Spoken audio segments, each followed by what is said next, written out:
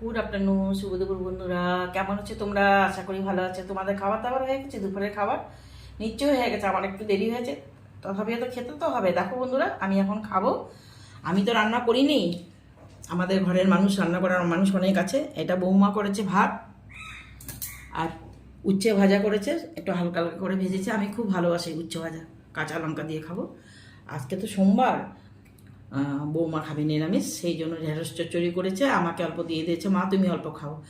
আর আলু পটলের ডালনা করেছে, ও বলছে খাবে নাকি, আমি বলছি খাবো না, সেই জন্য আমাকে দেয়নি। এই দুটো করেছে আমার হাজব্যান্ড। এটা করেছে আলু, মূলো, বেগুন, সিম দিয়ে মাছের ঝোল করেছে। আজকে আমার জন্য ডাল নাই, আমি খাবো না ডাল বলেছি। আর এটা হচ্ছে ফলি মাছ, কালো জিরে দিয়ে হালকা করে কাঁচা লঙ্কা চিড়ে ঝোল করেছে।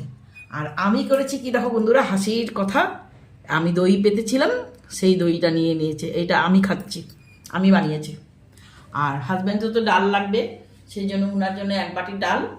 আর উনি এইগুলো কাটাওয়ালা মাছ বেশি খেতে পারে না, যেগুলোতে কাটা থাকে। এটা হলো বোয়াল মাছ, উনার জন্য বানিয়েছে। আজকে দুপুরের মেনুতে আছে আমার এগুলো। ঠিক আছে বন্ধুরা, অনেক কথা বলে ফেললাম। তোমরা ভালো থাকো, সুস্থ থাকো, আবার পরে দেখা হবে। Bye bye.